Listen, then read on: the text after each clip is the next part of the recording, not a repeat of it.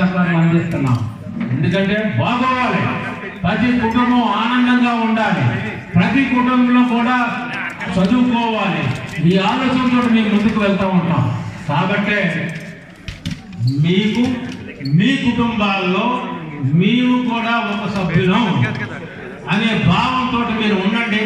మేము అదే భావంతో ఉంటాను. మేమందరం కూడా అలాగే మన నాయకులందరూ కూడా అదే భావంతో ఉంటారు. అందుగురించనే మేము ఛాలెంజ్ చేస్తున్నాం. ఈ మధ్యకాలంలో ఎలక్షన్ లేనే లేవు. ఉంటే మన ఆర్యపూర్ ఇది ఇన్నిస్పాట్ బ్యాంక్ ఉండాలి, అది కూడా వన్ సైడ్గా కొడతాం, అందులో అనుమానం లేదు.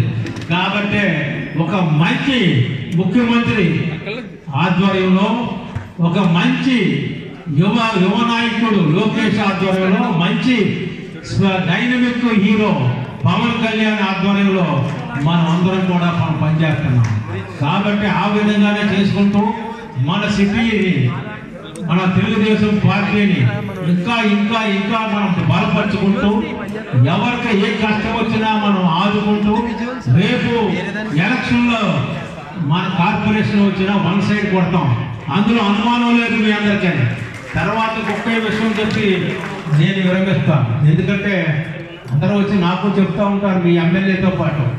అందుగురించి ఏంటంటే వాళ్ళు ఏమంటున్నారంటే నామినేటెడ్ పదవులు ఇంకా ఎప్పుడు వేస్తారని ఒక కంగారు పడుతున్నాడు మా సోదరుడు.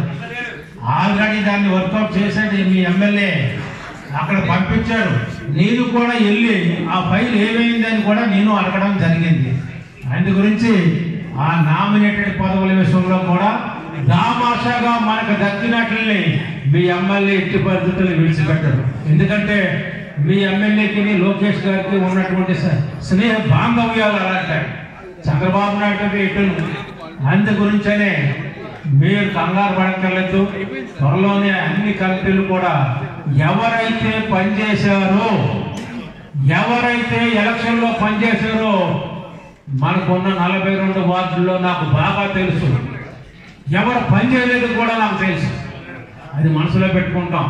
మాట్లాడేమని చూస్తాం, కానీ పనిచేసిన వాళ్ళకే ప్రథమ తాంబూలం అన్న విషయాన్ని మేము ఎప్పుడు మర్చిపోం. మా కుటుంబం ఎప్పుడు కూడా ఎవరు ఏదో దాసోహం అనే పరిస్థితి ఉండదు. ఖచ్చితంగా మేము కష్టపడిన వాళ్ళకి గుర్తింపు ఇస్తాం. వాళ్ళందరినీ కూడా ఫస్ట్ విడతలో అక్కడ తాంబూలం ఇస్తాం. కానీ మీరు కంగారు పడుకోవద్దు. మా సోదరుడు 8 నెలలు అయిపోయింది బాబోయ్ అంటున్నాడు మా లాయర్ గారు. కంగారు మనం వెళ్ళి అడిగాం. ముందు ఇచ్చినటువంటి ప్యానల్ని రద్దు చేయమని అడిగాం. అది మేము వదిలిపెట్టాం, జరుగుతుంది. కాబట్టి మీరందరూ కూడా మీకు ఏదైతే పదవులు ప్రభుత్వం దగ్గర నుంచి రావాల్సినవి ఉన్నాయో వాటి విషయంలో కానీ, ఇతరత్ర విషయంలో, మన ఎండోమెంట్స్ విషయంలో కానీ కష్టపడిన వాళ్ళకే ప్రథమ తాంబూలం ఇస్తాం తప్ప నేను రికమెండ్ చేసో, ఇంకొకరు రికమెండ్ చేసేదో, నా కృష్ణ గారు రికమెండ్ చేసో, శంకర్రావు గారు రికమెండ్ చేస్తూ, ఇంకొకరు చేస్తూ ఇచ్చేయాలి. అది ఎవరు కష్టపడ్డ వాళ్ళు చూసే మీ ఎమ్మెల్యే గారు ఇచ్చుకుంటారు. కాబట్టి మీరందరూ ఆనందంగా ఉండాలి. మీకు ఎప్పుడు కూడా మీ కష్ట సుఖాల్లో పాలు పంచుకుంటూనే మేము ఉంటాం తప్ప విడిచిపెట్టే ప్రసక్తే లేదు. కాబట్టి మీరందరూ ఆనందంగా ఉండి మన పార్టీని ఇంకా బలపరిచి ఇంకా స్ట్రాంగ్గా చేసి ఫార్మర్ రాజమండ్రి సిటీలో తెలుగుదేశం పార్టీని కొట్టేవాళ్ళు ఎవరో లేరు, శంషేర్ అన్నట్టుగా ఉండమని చెప్తూ నమస్కారాలు తెలియజేస్తూ ఈ రోజు వేదిక పైన ఉన్న నాయకత్వం నాతో సహా బలంగా మీ ముందు ఇలా నుంచోవడానికి కారణమైన వేదిక ముందున్న నా తెలుగుదేశం పార్టీ కుటుంబ సభ్యులందరికీ పేరు పేరున నమస్కారాలు తెలియజేస్తా ఉన్నా. బయట ఉన్న వాళ్ళకి కూడా చాలా గొప్పగా నిర్వహించారు ఈ రోజున సర్వసభ్య సమావేశం. ముందుగా నిర్వహించిన సభ్యులందరికీ కూడా పేరు పేరున నమస్కారాలు తెలియజేస్తాం. ఎందుకంటే ముగ్గురు కనబడతా ఉన్నారు, ఇద్దరు కనబడకుండా ఎవరి పేరు చెప్పినా ఎవరి పేరు చెప్పకపోయినా లవ్లీ మెసేజెస్ పెడతా ఉంటారు మా వాళ్ళందరూ కూడా. అందుకని చాలా చక్కగా నిర్వహించారు. స్వతహాగా 1 గంట అయ్యేసరికి మీరు వాచ్లు చూస్తా ఉంటారు. 42 వార్డులో కూడా వార్డు కమిటీ మీటింగ్లు నిర్వహించుకోవాల్సిన అవసరం అవసరం ఉంది. సాంప్రదాయాన్ని కొద్దిగా మర్చిపోతా ఉన్నాం. నిన్ననే సెంటిమెంట్ గా వైశాఖ చేతుల మీద జరిగితే మంచిదని 25వ వార్డు అబ్బారాజు గారు నిన్న మీటింగ్ పెట్టేశారు. 25వ వార్డు ఆ ఒక ఖాతా ఓపెన్ చేసి మిగతా 41 వార్డులు కూడా ప్రతి నెల కూడా వార్డు కమిటీలు మీ వార్డుల్లో నిర్వహించుకోవాల్సిన పరిస్థితులు ఉన్నాయి. మీటింగ్ నిర్వహించుకున్నట్లయితే ఇది సాంప్రదాయం. తెలుగుదేశం పార్టీ విధి విధానంలో ఇది ఒక భాగం.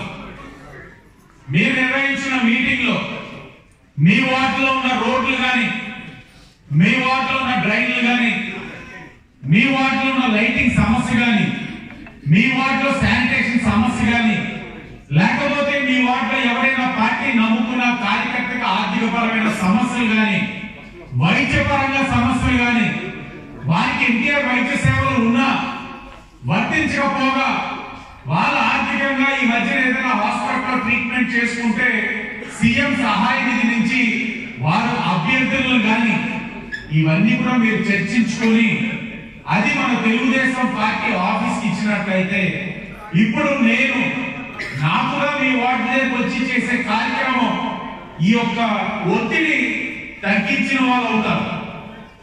మీరు ఇప్పుడు ఎప్పుడైతే ఇవ్వడం జరుగుతూ ఉంటుందో మేము కూడా అధికారులతో చర్చించి రోడ్లు కానీ, లైట్లు కానీ, లేకపోతే సీఎం రిలీఫ్ ఫండ్ కానీ, లేకపోతే ఎన్టీఆర్ వైద్య సేవలోని ఇతర సమస్యలు కానీ మీరు చెప్పి మేము సులువుగా సమస్యలు తీర్చడంతో పాటు మాకు కార్యక్రమంలోని ఒత్తిడి తగ్గటాన్ని మేము ఇతర అంశాలపైన కాస్త దృష్టి సాధించడానికి అవుతుందన్న విషయం మీరందరూ కూడా గుర్తించి అతి దగ్గరలో ఈ నెలలోనే ప్రతి వార్డులో కూడా వార్డు కమిటీ మీటింగ్లు పెట్టుకోవాల్సిన అవసరం ఉంది. పెట్టుకోవాలని కూడా మీ అందరికీ విజ్ఞప్తి చేస్తూ మరి వార్డు కమిటీ మీటింగ్ అయిన తర్వాత 3 నెలలకు ఒకసారి జనరల్ బాడీ మీటింగ్లు మనం పెట్టుకోవడం సాంప్రదాయం.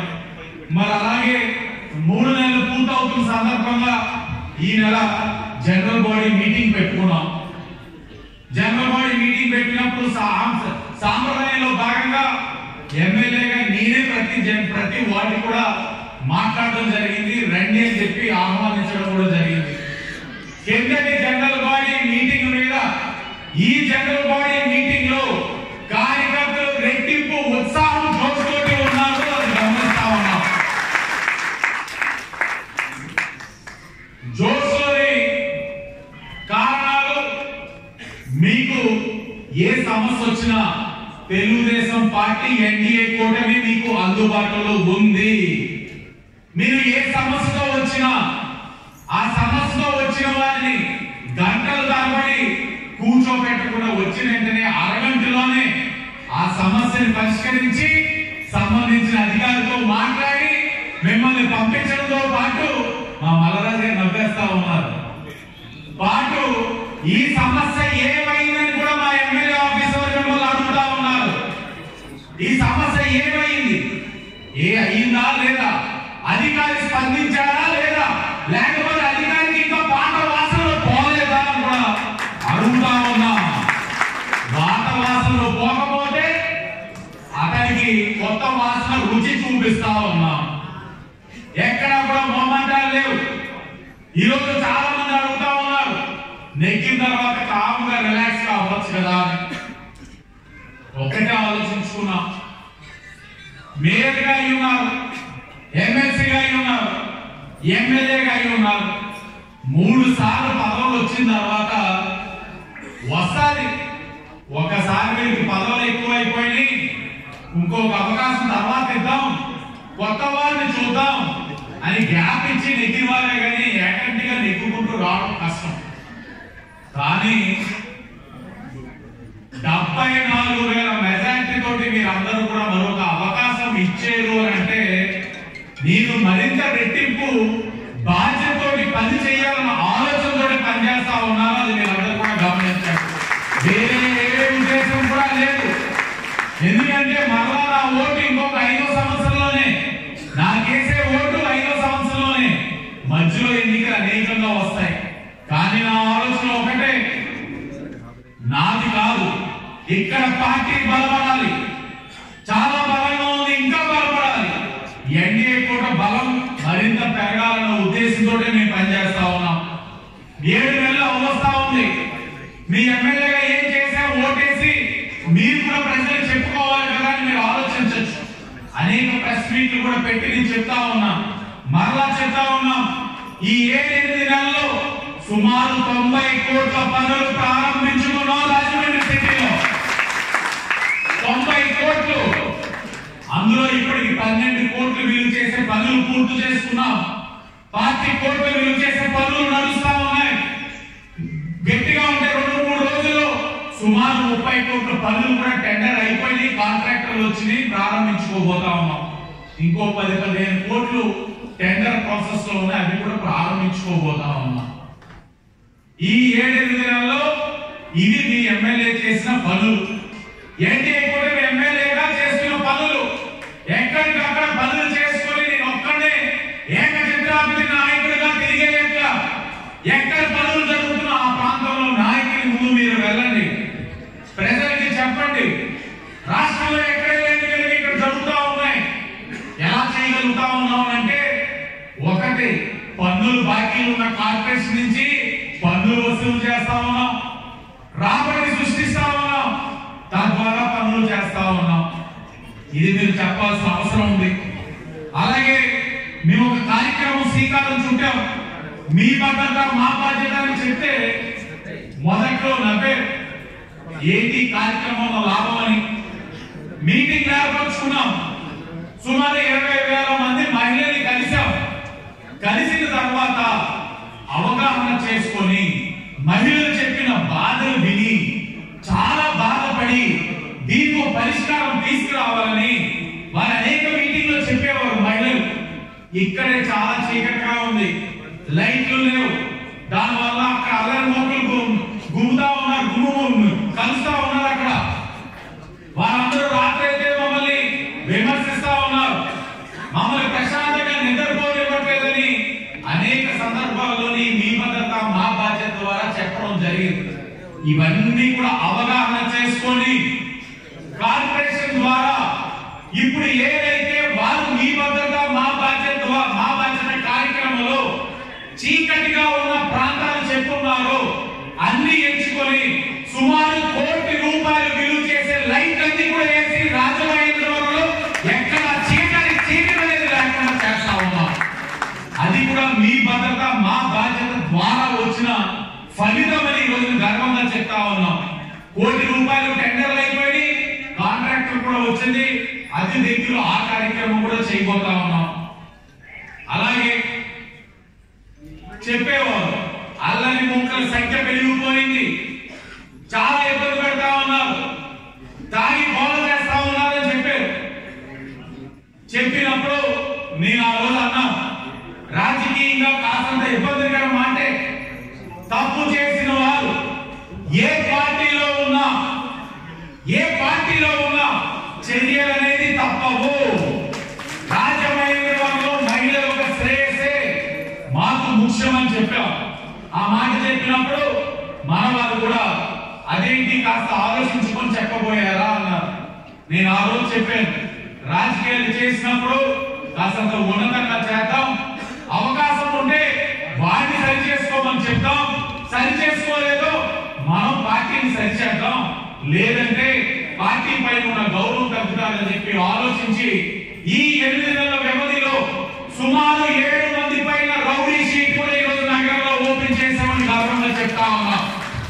70 మంది పైన గంజాయి కేసులు కూడా కట్టించామని ఈ రోజు గౌరవంగా చెప్తా ఉన్నాం.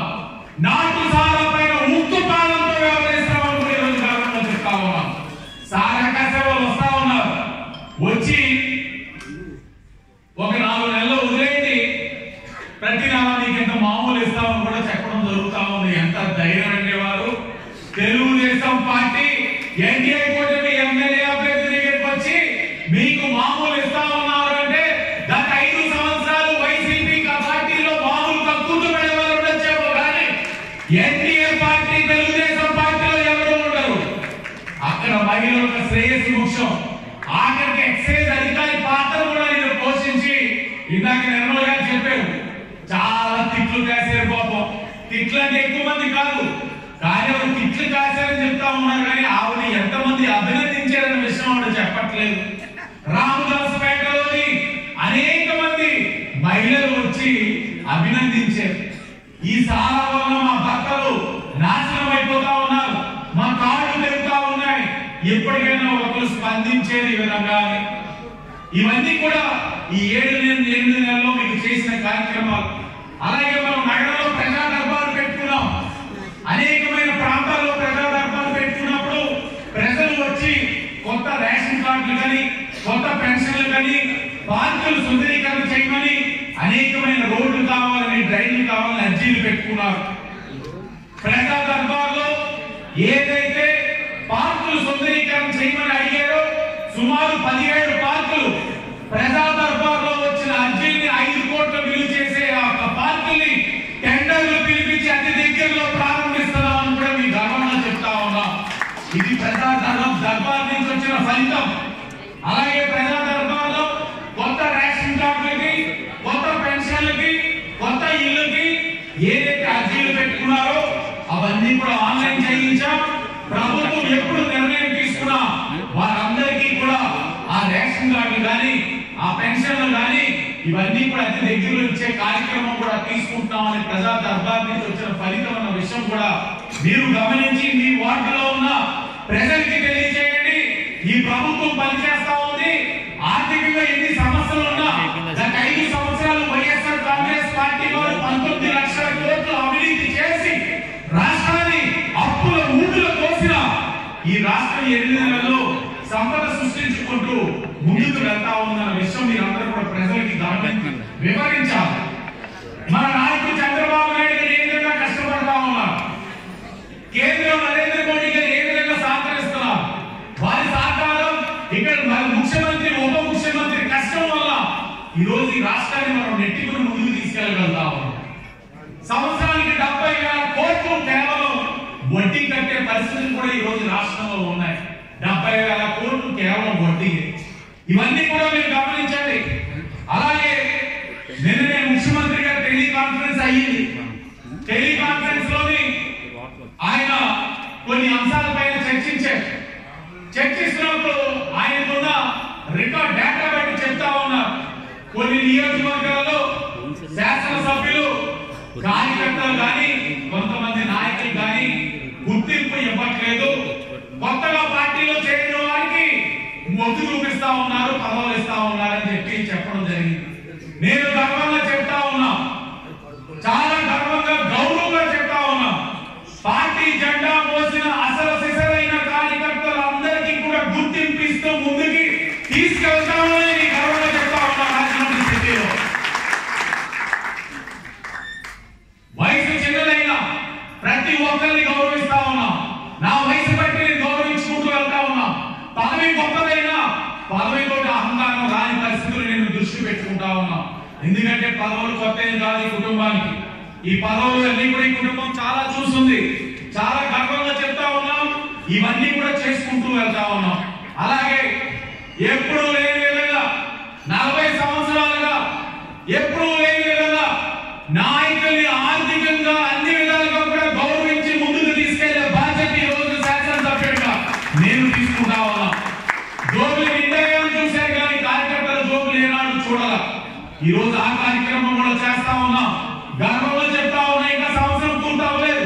5 సంవత్సరాలు అయ్యేసరికి ఒక్కొక్కడు మంచి 10 కోట్ల పోరాడే విధంగా తయారు చేస్తామని కూడా తెలియజేస్తా ఉన్నాం. వీక్ అయిపోతా ఉన్నారు, నేర్పిస్తా ఉన్నారు, బలం పెరగాలి. ఇవన్నీ కూడా చేసుకుంటూ వెళ్తా ఉన్నాం. అలాగే సభ్యత్వ నమోదు. గతంలో అప్పారావు గారు డబ్బులు లెక్క ఏమి లేకుండా ఇచ్చేసేవాడు, బాధపడేవాడు, కొడుకు దగ్గర అన్యాయం చేస్తున్నాడు అయినా. మెంబర్షిప్ అయితే ఈయనెవడో ఏంటి, సోపడం చేయడం ఏంటి, మెంబర్షిప్ డబ్బులు ఈయన కట్టేవాడు. ఈ సంస్కృతి వద్దు. డబ్బులు కట్టి మెంబర్షిప్ ఏంటి, కార్యకర్తలే చెయ్యాలి, నాయకులు చెయ్యాలి. పార్టీ మీద నమ్మకం ఉంటే చెయ్యండి అన్నాం. రాజమండ్రి చరిత్రలో ఎప్పుడూ లేని విధంగా 50,000 పైన మెంబర్షిప్ దాటిందంటే ఇది ఒక చరిత్ర. ఇంకా ఉత్సాహంగా ఉన్నారు మన వాళ్ళు, ఇంకా చేస్తామన్నారు. నేను వాళ్ళకి చెప్పాను, చేద్దాం, 2 years తర్వాత చేద్దాం. మీరు 60,000 70,000 చేసే ఊపులో ఉన్నారు.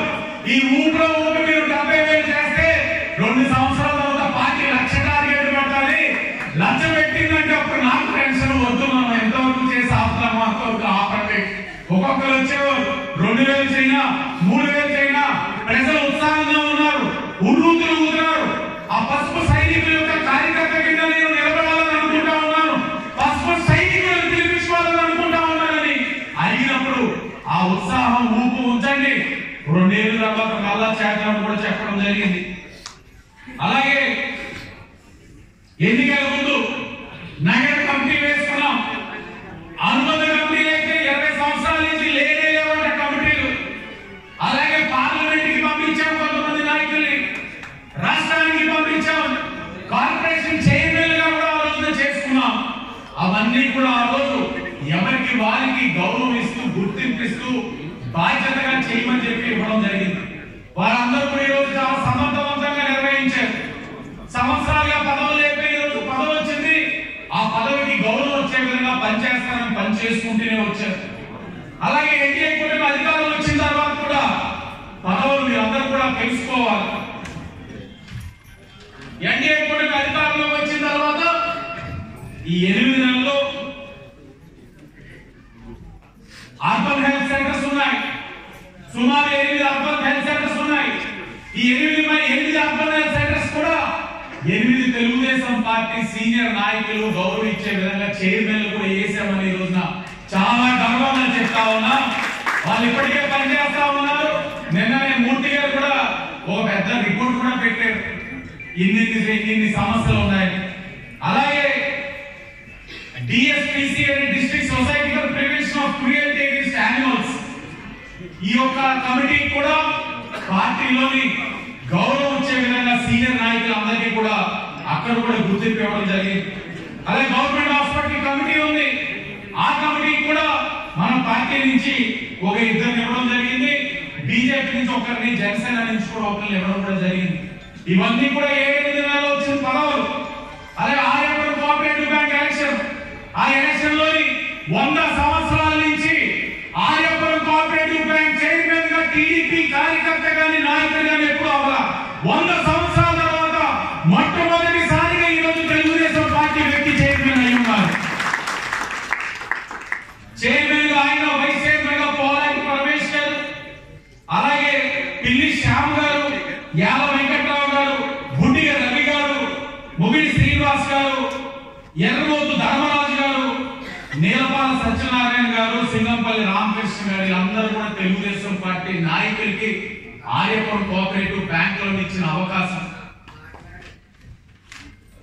అలాగే జాంపేట కూడా 30 సంవత్సరాలుగా ఏనాడు కూడా తెలుగుదేశం పార్టీ వారు చైర్మన్ అయిన దాఖలాలు లేవు.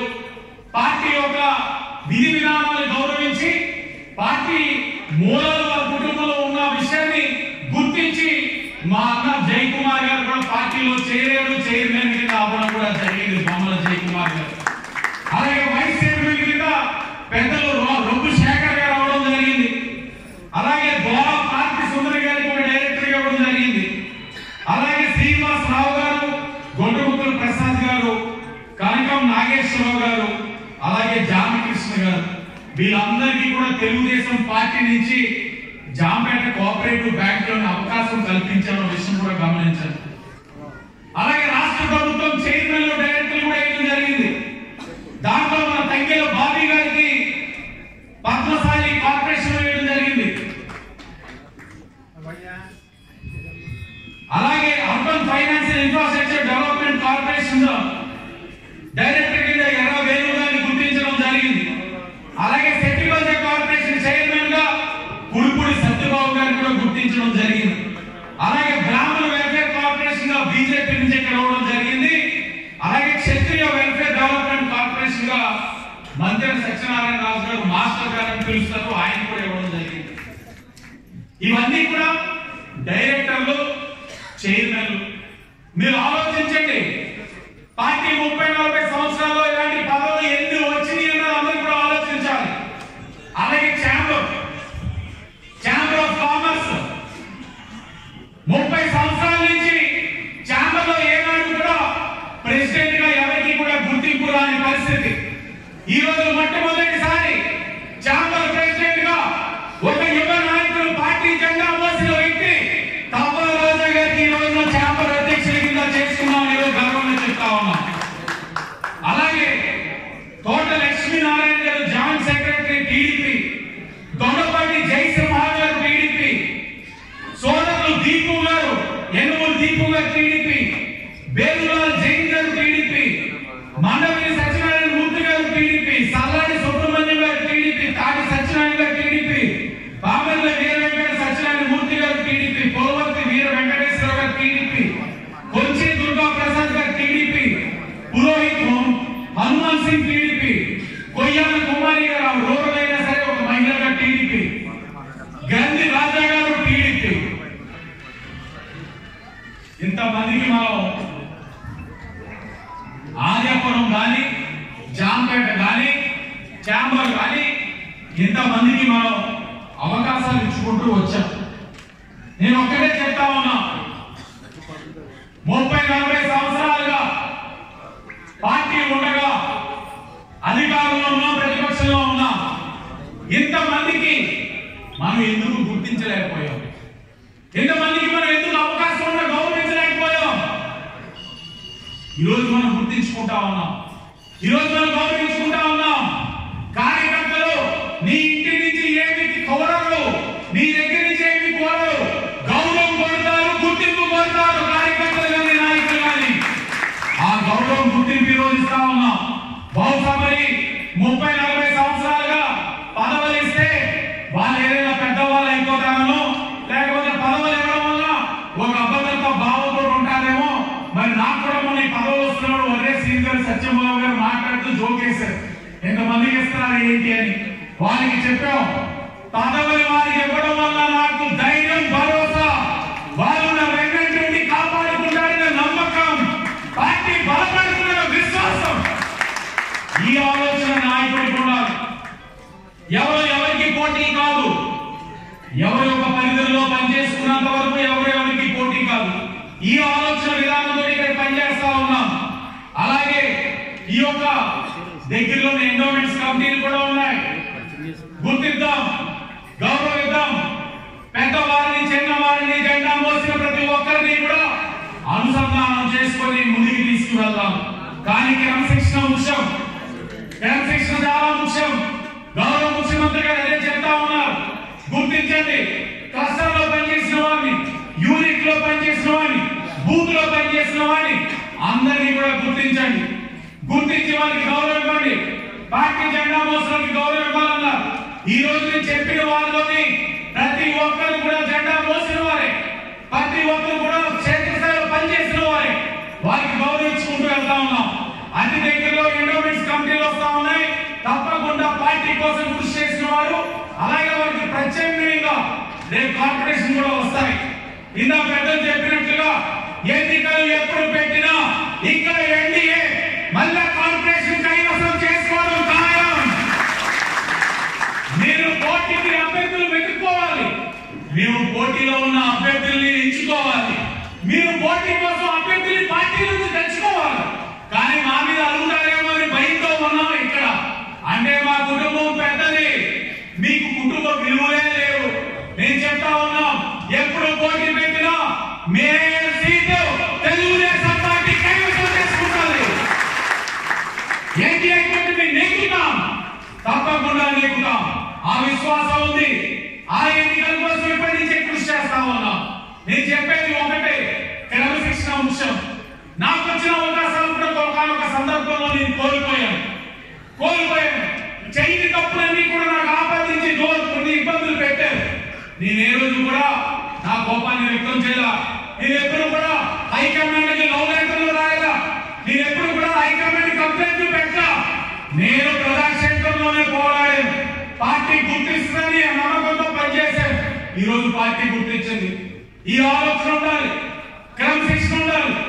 రానప్పుడు గుర్తు పెట్టుకోవాల్సింది ఒకటే, నాకు రాకపోయినా నా కుటుంబ సభ్యుడైనా ఇంకొక వ్యక్తికి వచ్చిందని ఆలోచనలో ఉండాలి. అందరూ కూడా వచ్చింది ఈ రోజు, రేపు వస్తారు, నమ్మకం పెట్టుకోవాలి. ఈ కమిటీలు కూడా విధి విధానాలతో వస్తా ఉంది పార్టీ.